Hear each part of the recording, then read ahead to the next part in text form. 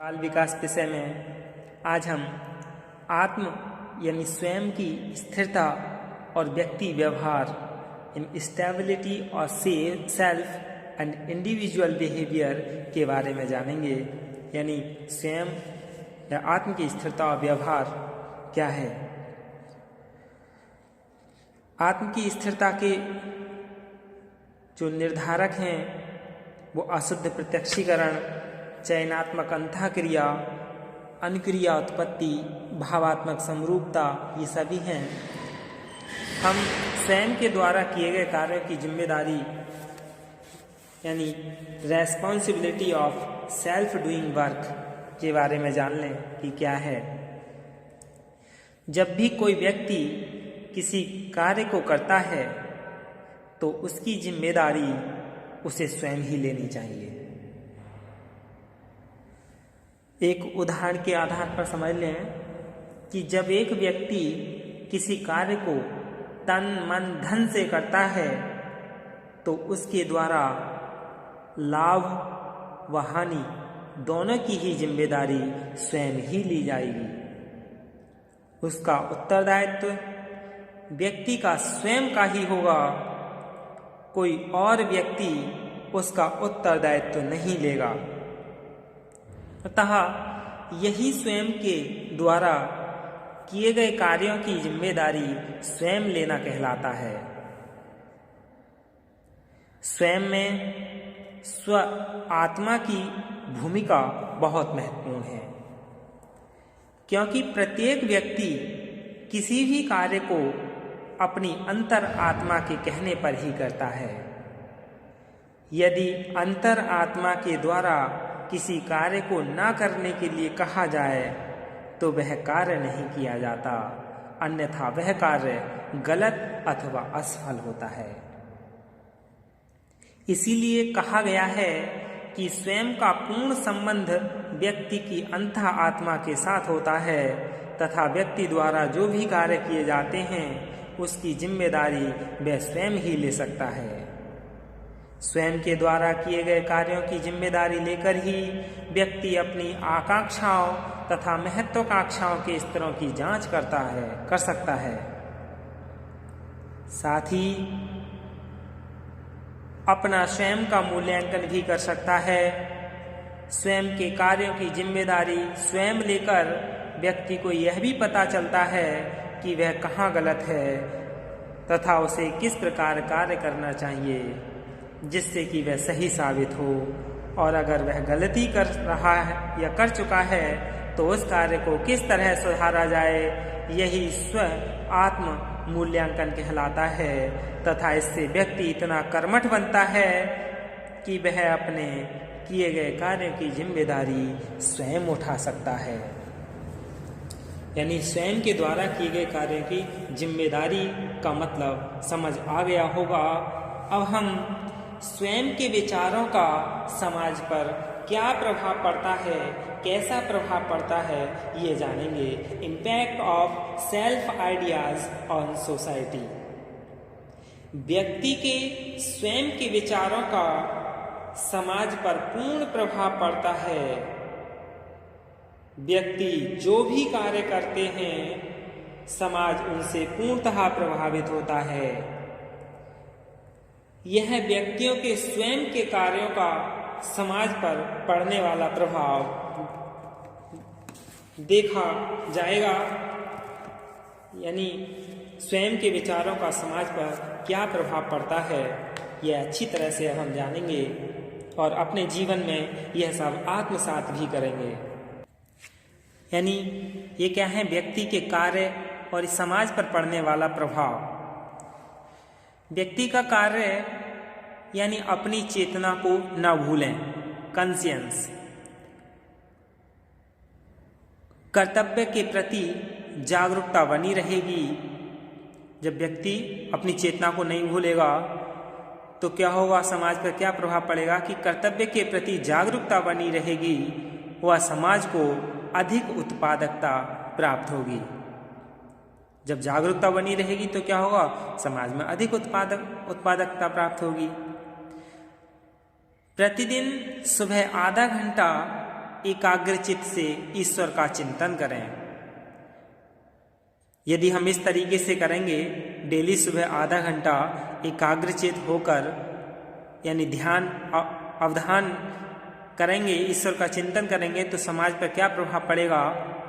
इससे मन का सौंदर्य बढ़ेगा, जिससे नवीन उत्साह व स्फूर्ति में निरंतर इजाफा होगा। इसलिए हमें नित्य प्रति ये सब कार्य करने चाहिए।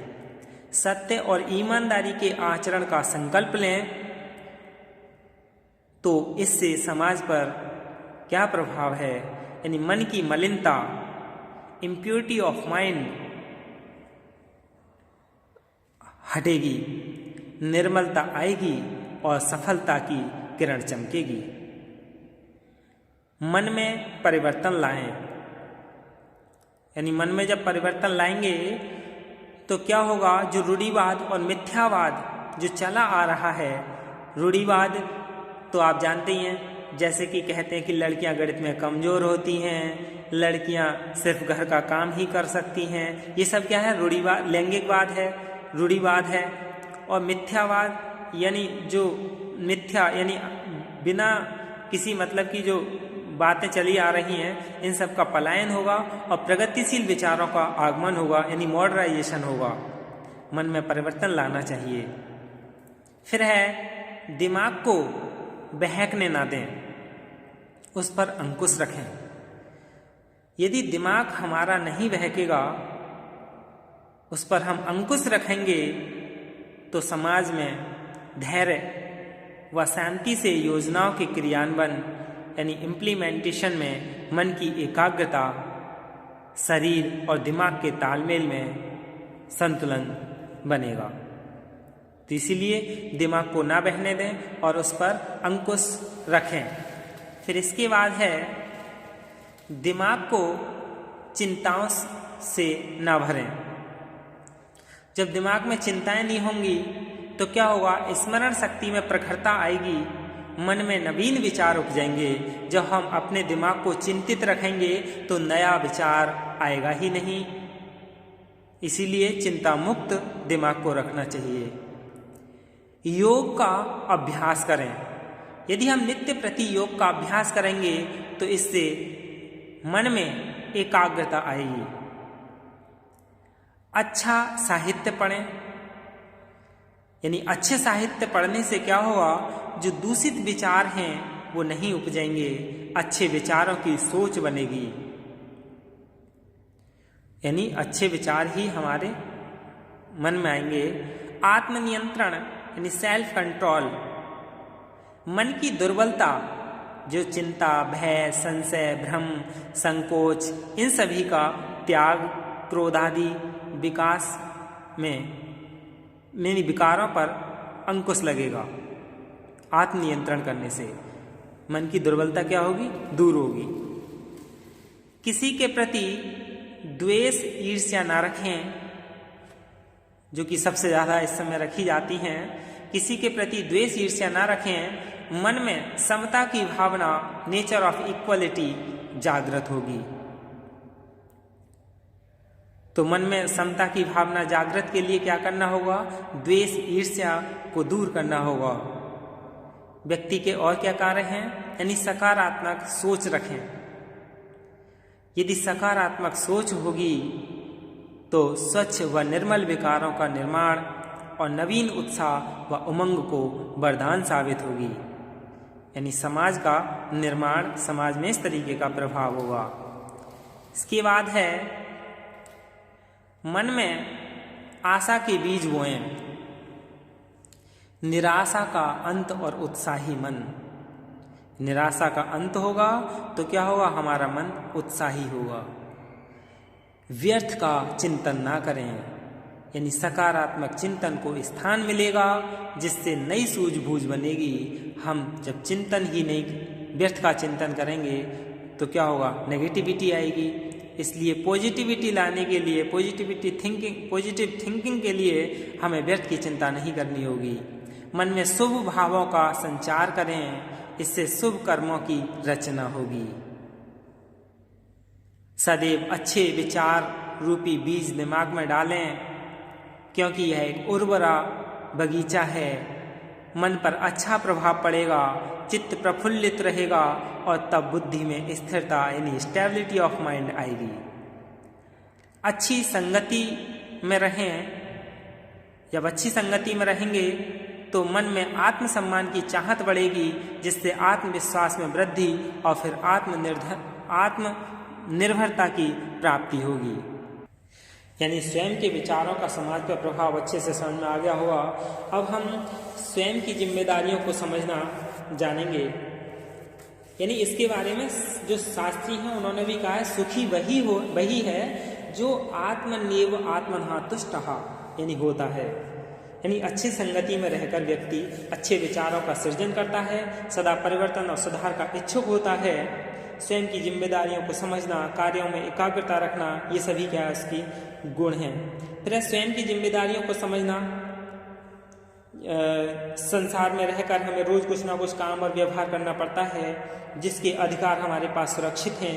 लेकिन इन अधिकारों के साथ साथ यह भी जरूरी है कि हम अपनी जिम्मेदारियों को स्वीकार करें। सकारात्मक दृष्टि से हमारी जिम्मेदारियां क्या हैं, खुद के लिए, परिवार के लिए, अपने व्यवसाय पेशे या दफ्तर के लिए, समाज के लिए, देश के लिए और अपनी भावी उन्नति के लिए। कुशलतापूर्वक अपनी जिम्मेदारियों को पूरा करने में ही हमारे काम की पूर्णता है, जो हमारी सफलता है। सफलता में ही हमारा आत्मगौरव है, आत्मसम्मान है, या यूँ कहें कि हमारे जीवन ध्येय की पूर्ति है। जितनी बड़ी जिम्मेदारी हम स्वीकारेंगे उतनी बड़ी उपलब्धि हम हासिल करेंगे। जब हम अपनी जिम्मेदारियां नहीं संभालेंगे तो स्वयं को महत्वपूर्ण कैसा बना सकेंगे। अगर हम जिम्मेदारी भरा व्यवहार नहीं करेंगे तो आने वाली पीढ़ियों के लिए हम क्या आदर्श स्थापित करेंगे। फिर है कार्यों में एकाग्रता बनाए रखना। यानी किसी कार्य की सफलता तभी मानी जाती है जब वह उद्देश्य अथवा लक्ष्य के अंतर्गत किया गया है, गुणवत्ता में श्रेष्ठ है और समय पर पूरा हुआ है। यह तभी संभव है जब कोई कार्य एकाग्र मन से किया जाता है। श्री कृष्ण ने गीता में अर्जुन को स्थिर बुद्धि ग्रहण करने को कहा है। इस स्थिति की प्राप्ति भी चित्त की एकाग्रता के बिना संभव नहीं है। यानी अपने कर्तव्य रूप में लेना चाहिए। कर्तव्य पालन में आप आत्मशक्ति से प्रेरित होंगे। अर्जुन ने कर्तव्य पालन का पाठ श्री कृष्ण से सीखकर अपने खोए हुए आत्मसम्मान, ऊंचा स्वाभिमान को पुनः प्राप्त कर लिया था। यही क्या है, आत्म की स्थिरता और व्यक्ति व्यवहार है। धन्यवाद।